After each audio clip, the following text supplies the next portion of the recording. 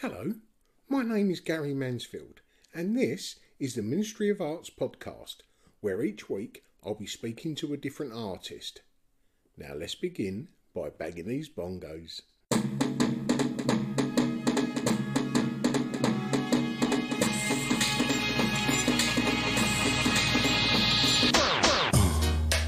Yeah, right. Crazy. Hello, and welcome to episode 236. First of all, thank you to our Patreon supporters and those of you that have bought items from our merch shop. And if you'd like to support us in either of those ways, go over to the Instagram profile of the Ministry of Arts podcast and you will find a Linktree drop-down box with both the links in there.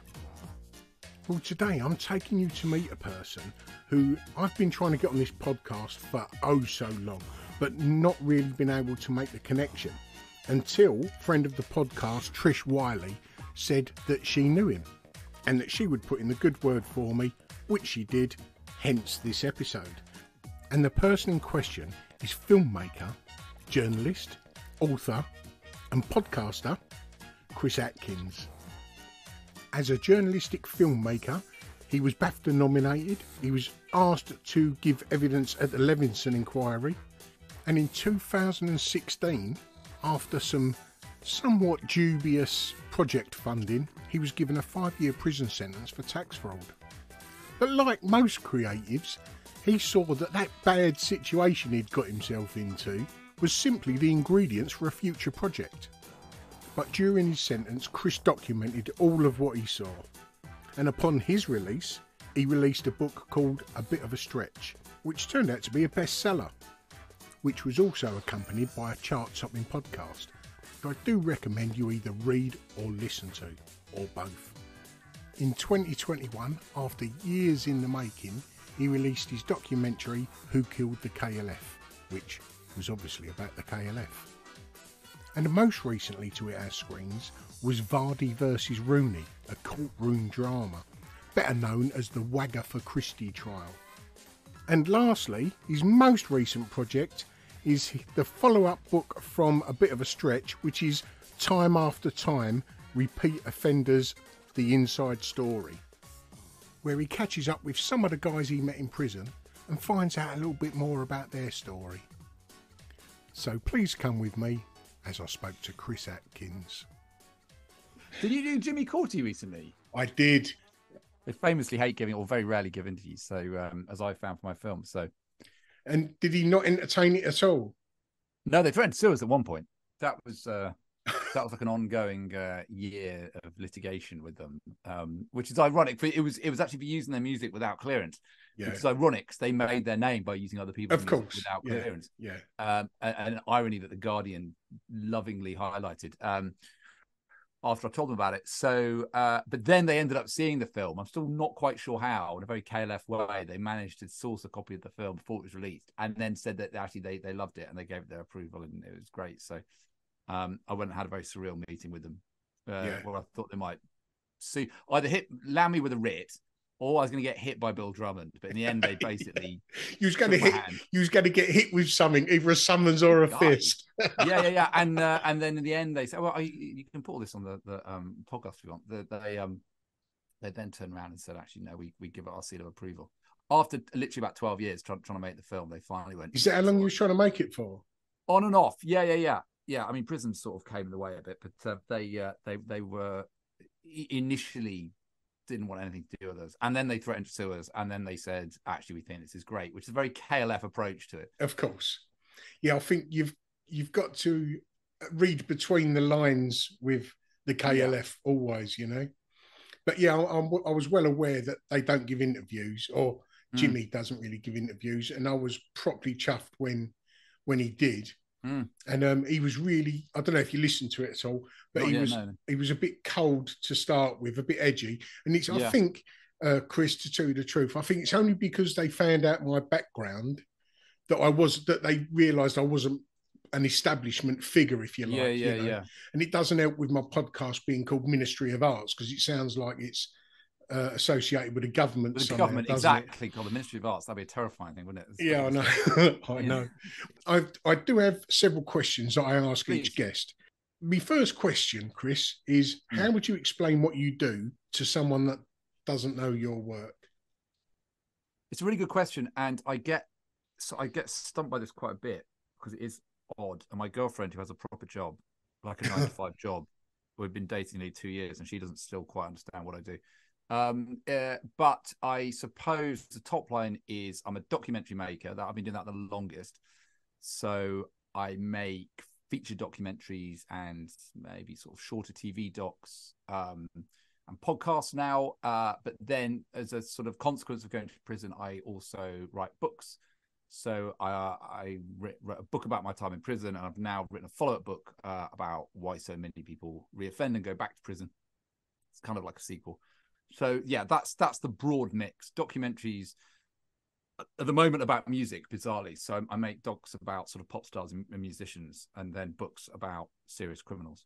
And you've been BAFTA nominated a couple of times, wasn't you? 3 times, I believe. But Nice. yes. That's pretty cool, isn't it?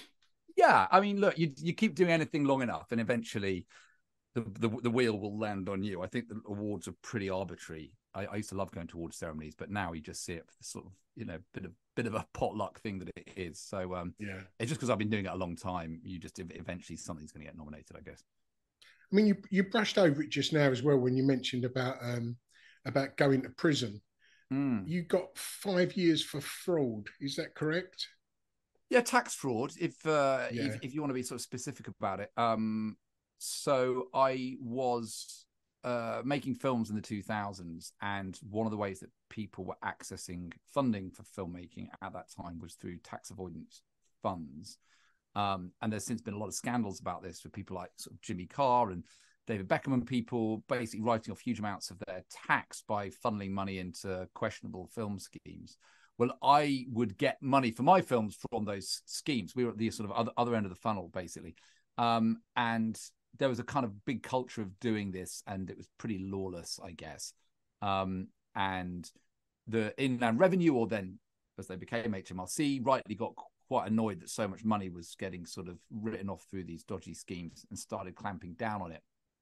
And one of the last films I did of that decade obtained funding through one of these iffy schemes that had just completely broken the law. It wasn't kind of in that grey area of tax avoidance. It was out and out tax evasion. And HMRC came in years later and sort of prosecuted everyone involved, myself included. And I got 5 years for tax fraud. Now, in the UK, you don't, as you'll know, you don't serve all of that. So you're always dividing by 2 if it's a fixed term sentence. So I spent 2.5 years in custody and then 2.5 years on license. But even at the time, Chris, I remember when it happened, you was even seen as a bit of cannon fodder at the time, you know? Well, I felt like cannon fodder. Certainly, I felt like I was going headfirst into the machine gun day after day in court.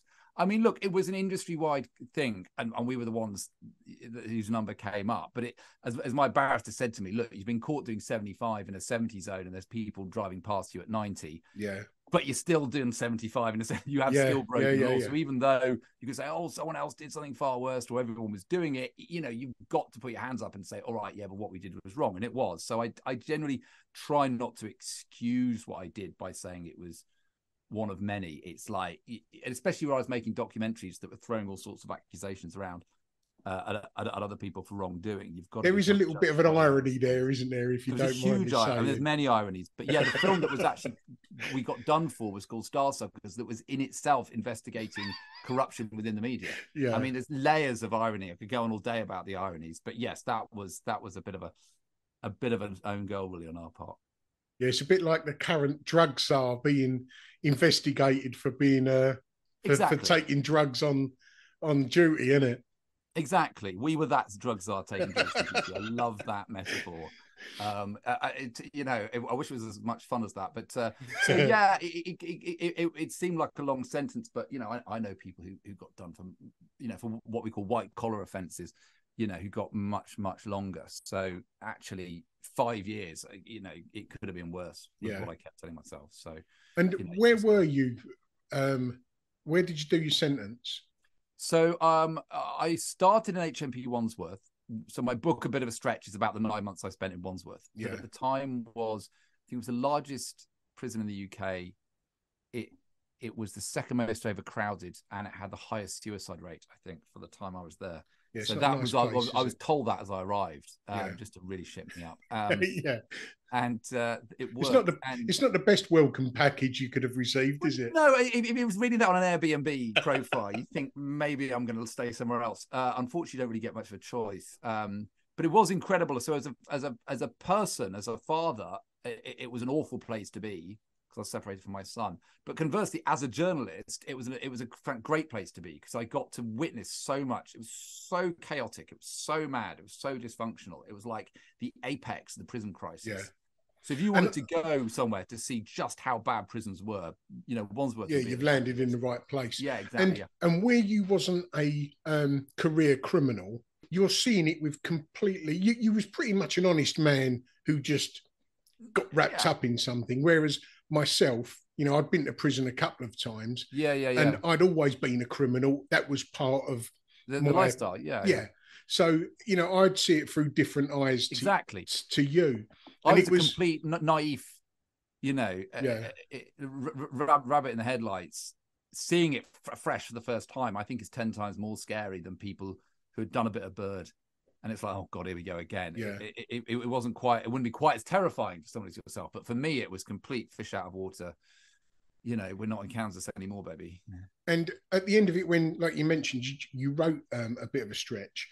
I think that one of the factors as to why it was as successful as it was is because if I was to have written it, being a working class criminal, it hasn't got the same gravitas as a middle class straight man who ended up doing a bit of Bird. Yeah. It's because then it would have the appeal to the middle class arena as well, You probably buy more books. Yeah, no. And I think so. And also, not taking anything away from you there. No. I think you're absolutely right. And I think because a lot of the comedy in the book, because it is blackly funny. Prison is a very blackly funny place. I mean, if you don't laugh, you'll die. Of course. And I think the things that I was noticing as being completely ridiculous wouldn't seem so ridiculous if people had been in and out of the system quite a few times. Yeah. But for me, who, was used to going and hanging out with my middle-class friends in pubs in North London and occasionally going to private members bars and going to the Cannes Film Festival, and that was the life that I was leading, to then go into this absolutely terrifying dungeon.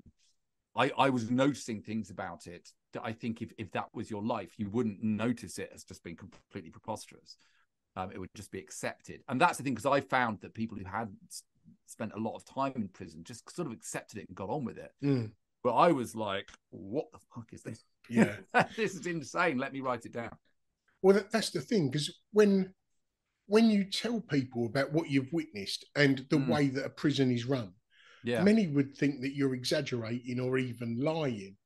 But the thing is, with the prisons, there's major things going wrong. And you can even see on the inside, it only needs a little bit of adjusting or tweaking or rewriting, and it could solve many of the problems. But it's that sort of attitude that they have in there, that this is how it's always been, and that's how it's going forward. And I think the way that the system has become so dysfunctional is people get very much locked into exactly what you said, which is, this is the way we've always done it. But it's like, yeah, you've done it that way since the 1970s. Yeah. Don't you think it's time you sort of evolved and adapted and changed like the rest of civil society, where prisons were kind of clinging on to the same practices? The one I always go on about was the thing that shocked me the most was that, one of the things that shocked me the most was that everything was still written out by hand on paper. Yeah.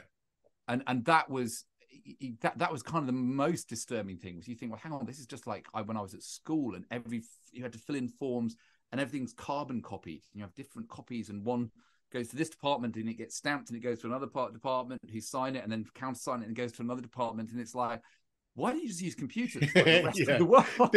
They're pretty good. They've been about a while. Yeah, exactly. And they will go, oh no, computers. Oh no, they're really dangerous to have in prisons. This is the way we've always done it. And you were like, my God, this is just like Victorian times. So yeah, that it was things like that, it was details like that I thought was, darkly intriguing, that they'd do everything by paper rather than using a smartphone. So the book we're talking about is A Bit of a Stretch. just give a little description of that book. So A Bit of a Stretch is basically a kind of edited version of my diary. So I kept a diary throughout my whole time in Wandsworth, from literally the second I arrived until the moment I got out onto open prison 9 months later. And I kept very, very thorough. It was almost like a sort of form of therapy for me, just to write down every day that would happen. So some days I'd write literally 6 sides of A4. I've still got them somewhere. So I couldn't publish that. It's madness, most of it. So I sort of edited it down to sort of the most sort of blackly funny, mad, interesting, entertaining, shocking stories and things that happened to me. And so yeah, it's just basically, here's my journey through Wandsworth, but it's kind of like a campaigning book as well, because I'm sort of saying, look, this is astonishingly backward that these places are run this way, and here's what you could do to make them better, for the good of the prisoners, for the good of the people who work there, but also for the good of wider society. Because if prisoners are more effective, there'll be less reoffending and there's less crime. So it's like it's in everyone's interest really for this subject to be addressed. But all the time it's over the other side of a great big wall. People it's out of sight, out of mind for the public. Exactly. And so people think, well, it doesn't really matter to us. No one really cares, what happens to a bunch of prisoners. They shouldn't have done it. So stuff them is the general feeling out there. Yeah. But if you peel away at that and go, well, if you just leave these people to rot and you brutalize them, they'll come out far more damaged than when they went in, and they reoffend almost straight away. And that's more crime and more victims. Well, it's people like yourself going to jail, Chris, that helps that theory, really, because all the time they think it might be people like myself, poor working class people from a council estate. All the time there's people from a different demographic going to prison occasionally. It does show that it could be absolutely anyone who steps within them walls. I met there, and also at the last prison I was, the open prison I was at, Spring Hill, I met loads of people who were pillars of the local community, paid their taxes, voted Conservative, read the Daily Mail, never in a million years think they'd go to prison. And then one day driving home, they overtook someone a bit too quickly. That person died, causing death by dangerous driving. 5 years, bang, off you go. And they were like, but I'm a law-abiding. Do you see what I mean? So there's the idea that there's this other type of people who are they're the ones who go to prison, and nice people don't go to prison. It's like, look, anyone can make a mistake, anyone can have a bad day, and it could happen to you, and quite frequently does. Since I got out, you probably get this as well, is that I would get people, especially after do talks and events, or just sometimes when I'm walking down the street, people come to me and they know me through my book, and they say, I never say this to anyone, but my dad went to prison, and your book really affected me. All the time. Yeah.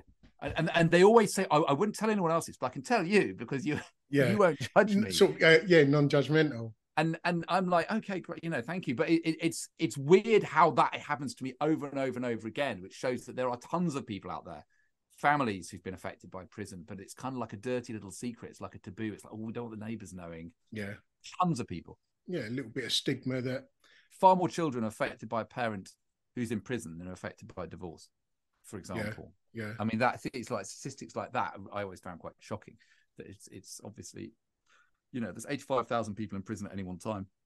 Millions of people have been through the system. They've all got families. Yeah. So it does touch a very large proportion of the population. It's just because no one talks about it, they think it's just them and their dirty little secret. So you went in 2016. So I presume you was out late 18, early 19. Very, very, very end of 18. So it's 29th. Actually, no, they gave me a day off. So 28th of December. Good behaviour. Well, because I was going to get released on Saturday. Oh, yeah, nice. If you behaved, and if your release date is on Saturday, they release you on the Friday. So I got a whole day off. There you go. But they wouldn't let me out for Christmas. So it's 28th of December, 2018. Remember it? Nice. And when did A Bit of a Stretch come out? It came out about a year later. So it came out in February 2020, like about a couple of months before the pandemic hit, which is very fortunate because that screwed up a lot of publications and launches of books, because you couldn't do all the media rounds, you couldn't have launch events and stuff. And like people had more time to sit down and read a book for the next couple of years, didn't they? Totally. And a book specifically about being stuck in prison that actually resonated with people in the lockdown, because they were like, oh, how do you survive when you're stuck in a room all day on your own? It's not quite the same. The pandemic isn't quite the same as prison, but there's a lot of similarity. You're staring at four walls. Yeah. How to fill the day. That's what a lot of people would say to me. They're like, people would ask me on Twitter, and I was like, oh, well, I've got some good tips for that. How do you fill a day? And it's, you probably remember this as well. It's like, don't think about the whole day. Think about it hour by hour by hour. Yeah. I'm going to read the paper, then watch a bit of telly, then I'm going to play some chess, then I'm going to go for a walk, then I'm going to, and break it down into bite-sized chunks rather than going, fuck, 12 hours, you know, and just give yourself some structure in the day, like have lunch at the same time and have plans and sort of get it all worked down in some kind of list that you can stick to. And then it feels like things are moving forwards rather than this just big mass of time in front of you. Yeah, because when I was talking to artists a lot over Zoom, they was going, oh, how are you coping? And I was going, fucking walk in the park, mate. Yeah. You know, I've done this before. Yeah. I was like, I could do this. And the only difference was this time around, I had my son with me, because when I was in prison, obviously I didn't have any contact, or hardly had any contact with my son. And then in lockdown, he was with me all the time. So I weirdly saw it as like paying off the overdraft in time, if that means. Like I had this time deficit with him.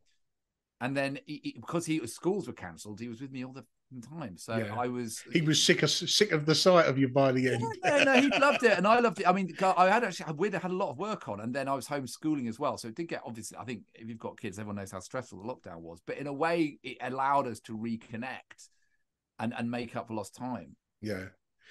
And how long into your sentence did you know that you was going to do something with those words that you was creating? Really good question. I mean, I think I initially just documented everything because it was kind of a coping mechanism, and I knew that I wouldn't remember the details. And I'd been through quite intense situations before and thought, oh, this is brilliant, I'll write about this. And a year later, I'd come to write about it, and I just couldn't remember all the color. Yeah. So it's sort of like, no, write it down as it happens. And as I said before, it's very, very therapeutic to do that, and just to kind of express it, even in words, just to myself, just to kind of get it all out of my system. A lot of therapists advise their clients to just, you know. Well, funnily enough, when I was in jail, and you probably saw a lot of depression yourself and people sort of starting to go on that dark spiral. When I used to see that, and when I'd be chatting to guys, I would say to them, like, you know, if they're having trouble with their partner outside or something, you know, like it was looking a bit rocky, I'd say to them, just write that person a letter. Don't necessarily post the next morning, but write them a letter. That way it gets it out of you, and then you've got a sort of clear mind. It sort of verbalizes it. Exactly. It's like the email that you don't send. So I think from the outside, I was doing that from day one. And then it was kind of only after I had piles and piles of these notes, I thought, I need to sort of do something with this. And I kind of kept going because, as I said before, it's good to have a rhythm. So as part of my routine, it was, you know, after they shut the door at night, was sit down and just do a few pages of notes. It just gave me something to do. Yeah. It was a brilliant way to kill time. And I found it hugely relaxing, and I really enjoyed doing it. So that was sort of just kind of ongoing. And then I had these piles of notes. And then a few people were saying to me, because the thing is, I know lots of people in the book world, like my ex-partner, the mother of my son, was a novelist. Her mother's a very well-established novelist, Deborah Mogark, who's written like 20 books, and some of them have been bestsellers. So I knew of that world. So people were saying to me, come on, and I was writing to my friends. I was writing letters to my friends all the time. And they were saying, look, your letters are hilarious. They're mad. You've got to do something. You know, why don't you write a book? So it was sort of in the air, I guess. And then I got to open prison, and I had 21 months at open prison. And there they let you have computer access. I don't know if you ever did DCAP, but I did, but I didn't have computer access then. Yeah, well, they let you have access to computer, and it's great because they're not online. They're specifically not connected to the internet. Yeah, they have like an intranet, don't they? But it's got Microsoft Word on. So I was like, well, that's all I need. And actually not having the internet is great because then I'm not distracted by Twitter and whatever. So, which was always a problem before. So it was kind of like a gift in a way to have all that time in open prison with this computer. They actually put a computer in my room at one point. So, and I was going out and I did a degree at Oxford Brookes University. Yeah. And it was quite good. It helped me stay on the straight and narrow at Spring Hill because there's a lot of temptation at DCAP, which there wasn't at Wandsworth. Especially for booze. If you want really horrible drugs in Wandsworth, you get them. But it was alcohol. It was like everywhere in Spring Hill. And I like a drink, and I hadn't had a drink for all this time. But the temptation was resisted because I would look at Grendon and think, well, if I get breathalyzed, I'm going in there. Yeah, yeah, That's yeah, what I yeah. tell myself. So someone said, "Oh, do you want a beer?" I go, Spring Hill I thought was great. I mean, obviously it's a prison, you don't want to be there, but if you're going to be in one, you might as well go to Spring Hill, because they let me out every day, 5 days a week, 12 hours a day. So I was going to Oxford Brookes. I did a degree in psychology, and I wrote my book. Brilliant. That's where I was writing my book, and I started editing my documentary on the KLF, which is a whole other story. Yeah. But it was very kind of productive, creative time for me. Open prison. Well, you're saying that the death of the KLF, or rather, who killed the KLF? Who killed the KLF? Is a different story, but yeah, let's go on to that. How did that idea come about? So rewind. So in 2009, 10, after the film I'd funded through tax fraud, Star Circus, that was released, and it had in it some scenes where we would sell fake stories to the tabloid press, and then we revealed it before the film was released, going, look, we've made all these stories up about all these celebrities doing crazy stuff, and the Sun and the Mirror and all these publications had run them without checks, and we actually had the stories in the film, and we had me calling them up with these silly accents, and they ran all these stories. And that became like global news, the fact that we'd done this, because we did it to all the tabloids, and it was ridiculous, the stuff that we'd sold. And it was kind of slightly inspired by the KLF, because I remember the KLF would like do all these hoax stories and news pranks and stuff, culture jamming, they call it. And so a producer I'd worked with said to me, well, look, why don't you do a doc about the KLF? And I was like, well, of course, it's like it's the best story ever. Like no one ever else come close in terms of the stuff that they got up to. But of course, they hate talking about their story. They burnt their money. They deleted their back catalogue, and they never gave interviews about it. So they were kind of like a closed shop. So it didn't really go anywhere initially. And then a few years later, I read the book. This is all still before I went to prison. A guy called John Higgs wrote an amazing book about them, called The KLF, Chaos Magic and the Band That Burnt £1 Million. So that book came out, and I read that, and it was extraordinary, and it sort of framed the KLF in a way that it started to make more sense to me. It wasn't just a random series of stunts. It was like, no, there's a real sort of thought process behind this. And crucially, I spoke to John, and I said, how did you get access to them? He said, oh, I didn't get access to them at all. I just got on with it. And I thought, oh, well, maybe we could do that. And my cameraman, who's also my best friend, said to me, look, what would the KLF do? And I said, well, they just get on with it. They wouldn't ask for permission. They just make the damn thing. So we started doing that. This is sort of 2014, 2015. And I started filming lots of interviews with people who were sort of part of their circle, and I started filming reconstruction. It was all going really, really well until I went to prison. So, but then when I was at open prison, I got my MacBook handed to me. I got my MacBook back, and that had all the footage on all the stuff that we'd filmed and a lot of archive we'd sourced. So when I was at open prison, I was also editing. I was also editing the documentary about them. So when I came out of prison, I sort of had this book that I'd written and a documentary that I'd sort of done a rough cut of, and said, right, we can really get this going now and get it finished. So prison, from a creative perspective, it really helped. Did you have all of the footage together when you was nicked? No. What I had was, I just got hold of a whole series of audio interviews that they'd done. So Jimmy and Bill, if people don't know, the KLF is basically two like visionary lunatics called Bill Drummond and Jimmy Corti.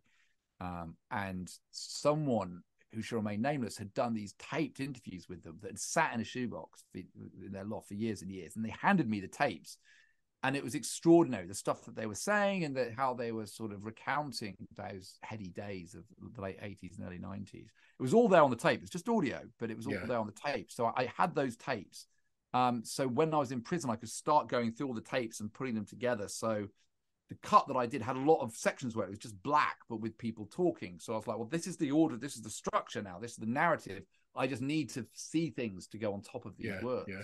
So when I came out, it was suddenly very efficient, because I said, right, well, we've got this scene. It's Bill and Jimmy talking about, I don't know, dead cows, how they tried to string dead cows up on a lamppost at one point. And I said, right, well, we need to get some dead cow material to put on top. So it was quite fun. It was almost like papering the cracks almost. Yeah. But that, what you said earlier, what would the KLF do? I mean, that's the ideal way of thinking about making a film about the KLF, isn't it? And about anything, really. If you're ever in a tight spot, just think, what would the KLF do here? Because when I was talking to Jimmy, the stories, it's as if he's had a dream and it's come to life, you know, the weird wackiness stuff that's happening. Yeah. And it's, you know, that it's true, you know. Oh, completely. Someone said this about the KLF, which I think is one of the smartest things said about them, was that, you know, those nights where you're all down the pub and you have way too much to drink and you come up with some completely crackpot idea and you go, let's drive to Poland or something. And the next morning you wake up and go, oh, God, yeah, thank God we didn't do that. They're the guys that do it. Yeah, and recorded it and wrote a song about it. They follow it through, like and to the ends of the earth. Yeah. And that is sort of like, it's those crazy ideas that you never follow through. Well, they did.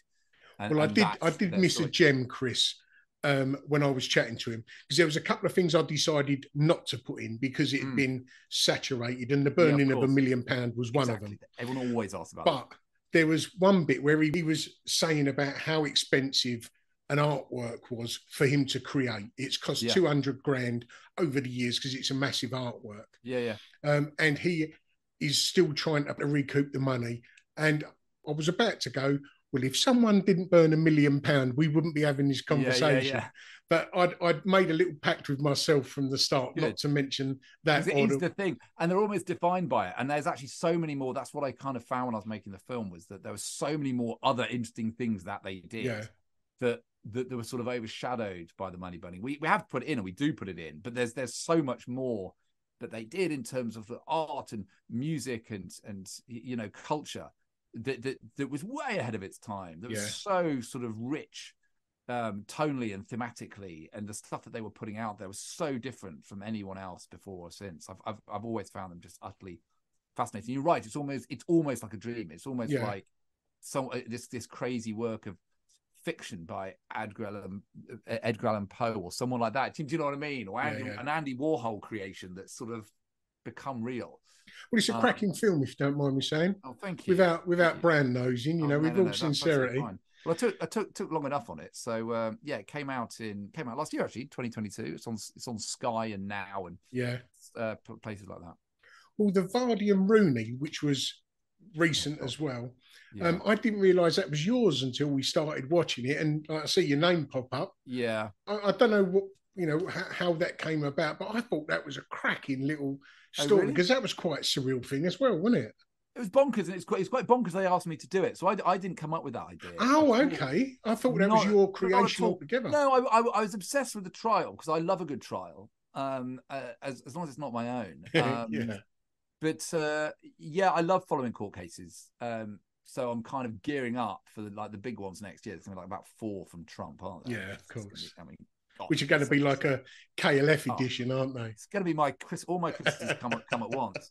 So I love a good court case, and I was quite heavily involved with the Leveson Inquiry, and that was mad how all the stuff comes out of that. So, you know, Vardy Rooney was great because it was maximum entertainment, lowest stakes. Like, no one died, no one was going to go to prison. Do you know what I mean? It was very, very privileged, rich women throwing shit at each other in the High Court, and you can't get, you know, better popcorn than that. So I was kind of gripped by it, and the clash of the bling, sort of kind of synthetic world of wagdom with like the world of like libel and all these judges in wigs and all that. So the clash of those two worlds I thought was hysterical. So when Channel 4 called me up and said, would you like to write the script? I said, well, look, of course, because I know this backwards. I don't need to do any research. I've done all the research. And also I've been on trial myself, so I know about how all this works. And I know quite a lot about the tabloids and that kind of grubby kind of kiss and tell culture. So yeah, they got me to write it, but they said, we've got to do it like now. We need to shoot it in like about 6 weeks. So cancel Christmas and just get on. See, it was pretty soon after the actual trial, wasn't it? Yeah, well, that was the thing, because the starting list was filed, and there are literally about 10 productions on the same bloody Wagatha Christie trial. Yeah. There's one coming out next week. It's like Colleen's her story, and then Vardy's had her story, and maybe the court clerk's going to have their story. You know what I mean? You know, the driver's going to have their story. Yeah. And we might not have been the best, but we were the first. But even throughout the original trial, like you, when there's a trial on, I may not know what the story is, but you'll have an idea of how the trial is going by watching it and having experience within a trial. And pretty early on, I was like, how could she have brought this thing to court? I know. Because she is going to lose. was so clues, but she made it happen. It yeah, wasn't like exactly. It was so obvious. I didn't have any choice in my court case. Like I literally had to go and appear in court, or they'd arrest me for non-appearance. Yeah. I was doing everything I could to not go to court. And she had, I think, a similar experience to me, which is basically getting your ass handed to you in the witness box. Yeah. But with her, she made it happen. She paid for it to happen. She forced that trial. So which I thought was completely bonkers. You often like reading the reports and looking at all the live tweets of it, thinking that she was being prosecuted, but it wasn't. She'd brought about the case. Yeah. And have you any idea as to why she did? Because she must have known that she was going to get rinsed on that stand. I have various competing theories on this, and one of them that I often circle back to is it's very odd, but the way people's morals work and the way people's ethical values work, I think it says a lot about that. Because what I was accused of ostensibly would seem to be far worse, like tax fraud. I was assisting some very rich bankers avoid, quite a lot of tax in the end, hundreds of thousands of pounds in tax. And that is deemed by society to be an offence so bad that you get 5 years in prison for it. Now, the thing that she was accused of doing isn't even a criminal offence. No. But I think when it comes to people's sort of general moral compass, people would possibly give her shit more than they gave me for doing what I did. Because I think people assume that filmmakers are all a bit bent, and they assume that people fiddle their taxes and all that. What she was accused of doing was selling out a friend. Yeah. And that, I think, for people like in a social sphere, selling out your friend to the tabloids and ratting on a mate is in some circles seen as worse than fiddling your taxes. Especially because she didn't need the readies as well. She didn't, and but it was for a few quid. It was Judas and 50 pieces of silver.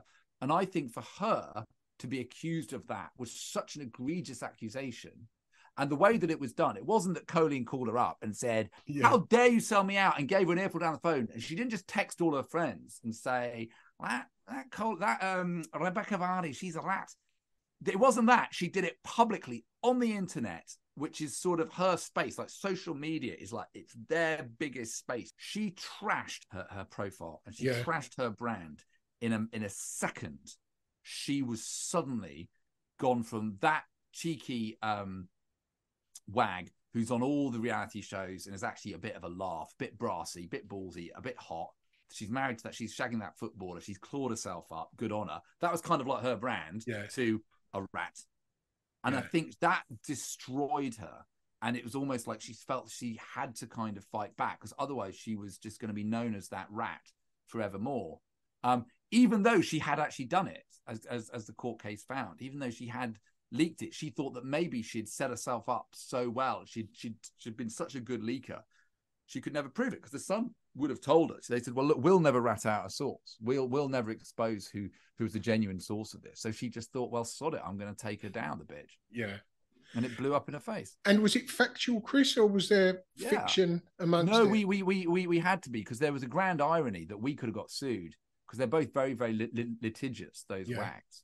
So if we had sort of had some dramatic license or played around with the truth a bit, we could have got sued for making stuff up about them. So the only way we could get it made was by saying, look, we've got the transcript and we're going to base everything verbatim on what was said in court.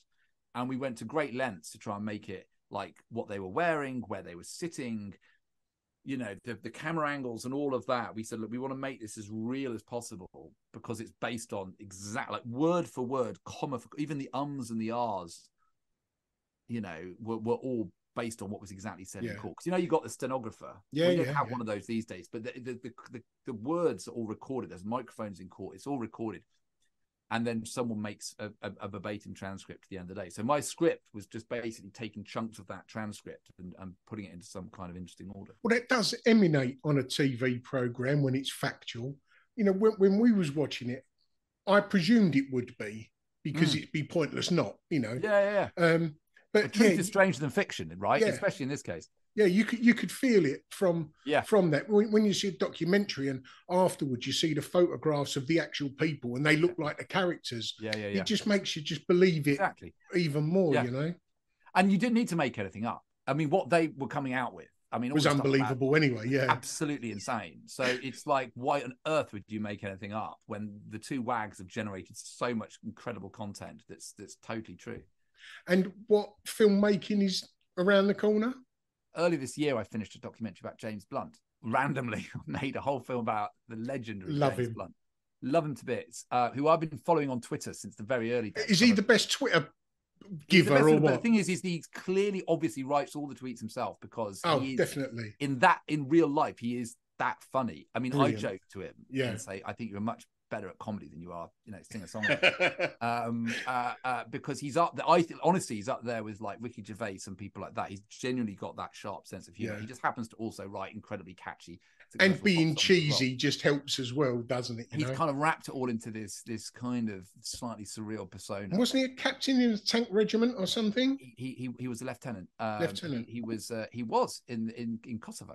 And he actually served his country, and he fought. This is all in the documentary. Yeah, he fought in the Balkan Civil War for the United Nations to stop the genocide. He saw some horrendous things out there, and sort of served his country with distinction. Which is why it was very odd that when he became very famous, he suffered this incredibly horrible backlash in the press.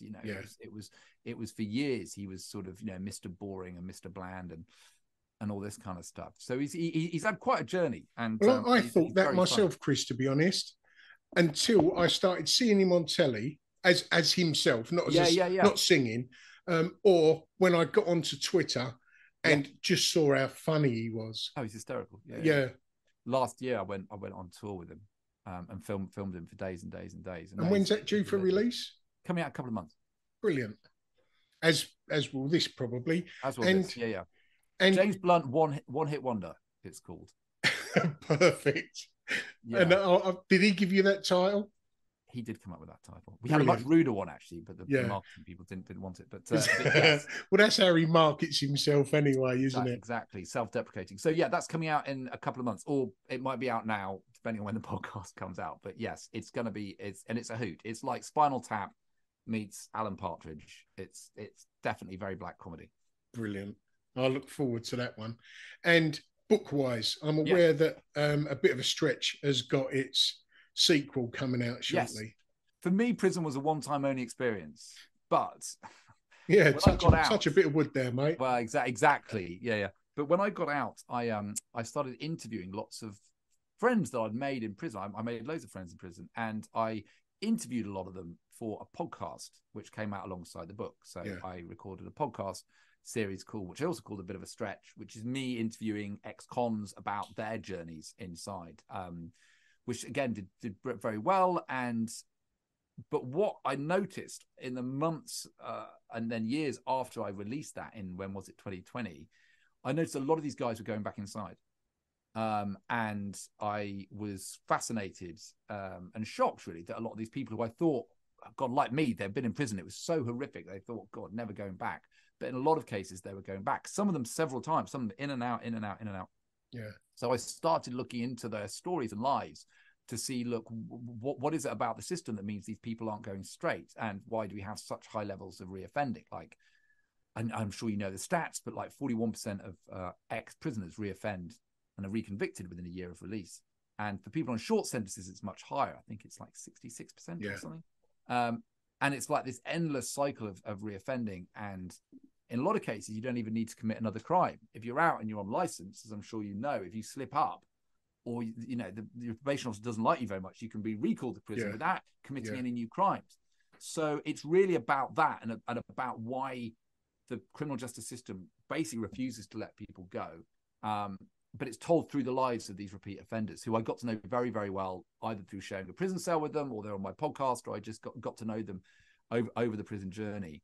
So I'm not really approaching it as like, here's a journalist and here's my subjects. It's like these are just fellow cons, and they trust me because I've done time as well, basically. So, and in some cases, I've got to know them over like 6 years. So I kind of investigate their crimes, and I talk to their victims, and I talk to experts in the criminal justice system, and sort of try to understand why we have reoffending is such a terrible problem. The big statistic that really shocked me is that 80% of all crimes are reoffenses. So if you fix reoffending, you fix 80% of all crimes. Yeah. And that is such a shocking fact that I think people should be talking about this much, much more than they are. Yeah, but it's one of those subjects where if it's not affecting me, then it doesn't matter, No, but if your house has been robbed and your jewelry's been nicked, there's a 4 in 5 chance that that's not their first crime. Yeah. So it's like, it should worry you, because we have very, very high crime rates in the UK, and that's because it's not first timers like me. It's people who maybe like you used to be, who was doing stuff like it was part of their lifestyle, and it's like, well, how can you break that cycle? Yeah. And that's due for release when? That is being published on the 7th of September, and it's called Time After Time. Time After Time. And it's got a subtitle as well, hasn't it?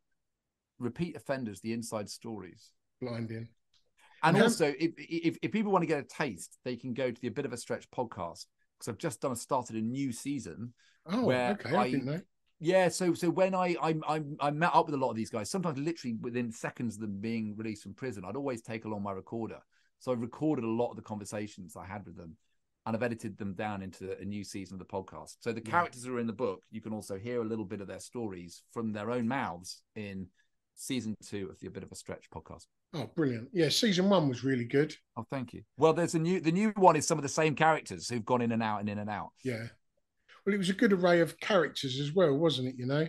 Yeah, exactly. God, no, exactly. And it puts a human face on it, a human voice on it. Yeah. And that's what I want to do with some of these stories is a lot of the time when people look at crime is they just look at the news reports, which are very kind of black and white and very sort of simplistic. And it's always about that offense and what person did on that day. And it's not about their lives and their wider circumstances and how they've come to be in that situation. So that's what I do is it's not just, here's the crime and here's the criminal and isn't that terrible? Yeah. It's like, well, what else is going on in their lives? Let's look at the bigger picture and the wider context.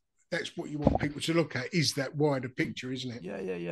Yeah. It's just often more complex and more nuanced, as you know, than bad people did bad thing, let's punish them, which is kind of like the narrative of most crime reporting and the most crime stories. And it's like, well, actually, there's often two sides. I'm not trying to excuse them. I'm just trying to understand them.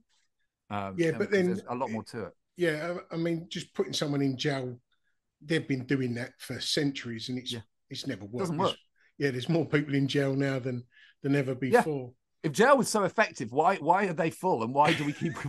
Why do we need more of them? If they're so effective, why don't they stop crime? If sending someone to prison stopped them being a criminal, then we'd have to close prisons. But we're not. We're building new ones. So as a solution, it's not the best medicine. Big business, though, mate, isn't it? It's very good business. Have you heard of Annex D of the Criminal Injuries Compensation Scheme? Does that mean you can't get compensation for crime if you've committed a criminal offence? Yeah. You know what I do? Because it's in my book. I actually talk about this because I know someone who was one of the heroes on London Bridge. Who, John? No, Mark Conway. Okay. And he was, because I knew him because he was in Grendon, then he was in Spring Hill, and then he's one of the guys who went out and held Usman Khan. He had the Knoll stick, didn't the Knoll? Mark didn't have the Knoll tusk. He just had his fist. And if you met Mark, the fists are probably scarier than the Knoll. He was a proper wrong'un in his youth, but again was completely turned around by Grendon. Like had a complete kind of transformation there. And well, there's a documentary coming out this week, isn't there? It might even be tonight. Oh, really? About the London Bridge. Oh wow, no, I didn't know. But I mean, saying that it could well be Mark was one of the people who was there and sort of stood up and was counted when a lot of people ran away or just filmed it. Yeah. He tried to claim compensation because he was traumatized by what he saw, because he was there when Usman Khan was shot, and he knew Jack Merritt very well. And Saskia Jones a bit. So he was traumatized by this. So he applied for compensation, and he was told you can't have any compensation because you've committed a criminal offence that's not a spent conviction. And that will apply. That's just a blanket rule for everyone. Yeah. Well, I heard about that maybe 10, 12 years ago. But it was one of those things that was just niggling at the back of my mind, Yeah. And then I thought at one point, because I'm a completely different person now, Chris, to what I was when I went to jail when I was 26. I was a violent thug, anything for money. A completely different person. Yeah, you can. But now I'm a proactive member of society, of my community. I'm a trustee for a couple of charities. But then I was thinking, well, like, what more do I have to fucking do to prove myself? And I'm still not, like, if me and you, well, not me and you, but if me and my other half were walking down the street and got run over intentionally, she can get $5,000 for a broken leg, but I can't. No. And I just thought, well, that's not fucking right. And then I thought of trying to change that law. They're so petty and punitive. And no, I talk about this a lot. It's a big moment in my book, actually. And it reminds me very much of the miscarriages of justice, where there's this poor guy who's just got out of prison for 17 years for a rape that he didn't commit. And when they pay you compensation, they deduct your room and board. That's fucking gross, isn't it? And the thing is, they did that with the Birmingham Six. Yeah. And I remember, so I'm young enough to remember, I'm old enough, sorry, to remember the Birmingham Six. And there was a scandal around then, and they got there. They said, okay, we fitted you up, we brutalized you, we accused you of murdering 17 people, you know, you all nearly died in prison, and we're going to pay you something, but we're going to deduct the cost of fucking you over in prison, excuse my French. And it's just a mad rule, but it's sort of, to me, that and the compensation one, it crystallizes our view of rehabilitation, criminal justice, which is basically, we don't care about rehabilitation. We don't care about reforming people. We just want to screw you up as much as possible. And that's almost like the face of the system is in those kind of rules. I suppose the thing with this for me, and I think it's the same for like a lot of these restrictions, it's like, you know, not being able to get jobs and things like that, is what you're doing is you're removing the incentive for people to reform themselves and change. Because if you're saying, no matter what you do, you aren't going to ever access anything again, there's nothing that you can do to become a normal citizen again. Lots of people go, well, fuck you, I might as well carry on selling drugs then. I might as well carry on being bad. If you're not going to encourage me or give me some incentive to change, I'll just carry on. And I know several criminals who've literally said that to me. They said, they treat me like a criminal so much, I'm just going to go out and sell drugs now. I can't win anyway. I can't win. Well, it was that London Bridge attack that made me want to go forward with this, because I know that there was at least 2 of them were criminals. No, 4. Was it 4 of them were criminals? 4. In fact, let me just double check. Let me fact this, because I think it was 5. I think it was Mark plus 4 others. John Crilly was one of them. There were basically of all the people who helped on the day, because I think there's one guy who didn't tackle Usman Khan, but he held Saskia Jones while she died and tried to help her. There were, honestly, if you hold on right now, I'll tell you exactly, because it's in my book. This is all in time after time. Brilliant. Because I know they stopped Rottle straight afterwards. Oh yeah, well they always do that. I mean, at the drop of a hat, they kind of. Hang on, here we go. I've got a PDF of the book here, and I'll literally tell you. I'll read. Here you go. You can have exclusive extract on your podcast, because I literally say all this in. Got a whole chapter on Mark Conway. Okay, 5 of the heroes on that day were convicted criminals. John Ford was jailed for murder in 2004. Steve Gallant was in prison for murder in 2005. John Crilly was jailed for murder in 2005. Gareth Evans was given 6 years in 2014, and Mark Conway had served an IPP sentence for kidnapping and violence and all sorts of horrible things. And they all stepped up that day to varying degrees. And when you call them a hero, Chris, that's not an exaggeration of that word, which gets thrown around quite a lot. They saved lives. They were and as far as they was concerned, that guy had a bomb vest on. Yes, they didn't know until afterwards that it was fake. Exactly. They put themselves in front of the fucking public. Who just stabbed 2 guy who had just stabbed 2 people. He had knives taped to his hands. So it's, you know, and they chased him out. You know, he Khan went in there to kill as many people as possible. And I think it's because of those guys that he only killed 2 people. Yeah. And that was recognized by the victims' families and, you know, by the wider public, because everyone was cheering. Everyone saw, you know, the images of these heroes going in. And it turns on its head this idea, well, you're criminals, you're scum, you're always going to be bad. It's like, well, no, all the law-abiding citizens that day ran away or got their phones out to film it. It was the ex-cons who got stuck in. And I think that sends out a very, very positive message about rehabilitation and change, that people can do something very, very bad, but actually turn themselves around and be, you know, very upstanding members of society. And then that's where this Annex D comes in, because how can they not be entitled to it? Yeah, but they're not. So why should they be classed as second-class citizens? You know, exactly. I think they've paid the price. Yeah, they've done their time. You know, they've changed. They've proved they've changed. So why are we still treating them like second-class citizens? So my dog is going slightly bonkers. Go on. I haven't taken her out yet. You're quite right. And she's going to tear the place up. Yeah, Okay, thank you brilliant. very much for your time, mate. No, I really do appreciate it. Let me know when it's up, and I'll tweet it and send Yeah, it all it out. probably won't be out for another. I've got quite a few lined up, so it probably Yeah. won't be until mid-October, to tell you the truth. Great. Perfect. Chris, thank you very Thank much, you so mate. much, Gary. All right, the hope very you get well. best. Cheers, mate. Ta-da, mate. Thank you. Bye-bye. Well, I hope you enjoyed that episode of the Ministry of Arts podcast. It's a podcast that's produced with the help of the listener. And if you like what you've heard and you think you might be able to give a little support, there's two ways in which you can do it. If you go over to the Ministry of Arts Instagram profile, you'll find a Linktree drop-down box. And in that box, you'll find two links. One is called Buy Us a Coffee, and it's pretty much that.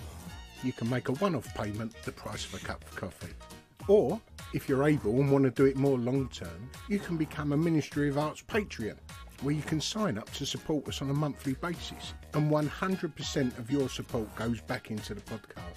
And if you're not able to do that, that's absolutely fine. This content is free for everyone. But we would urge you to follow us on your socials and show us a bit of love that way. Either way, thanks for listening and see you next time.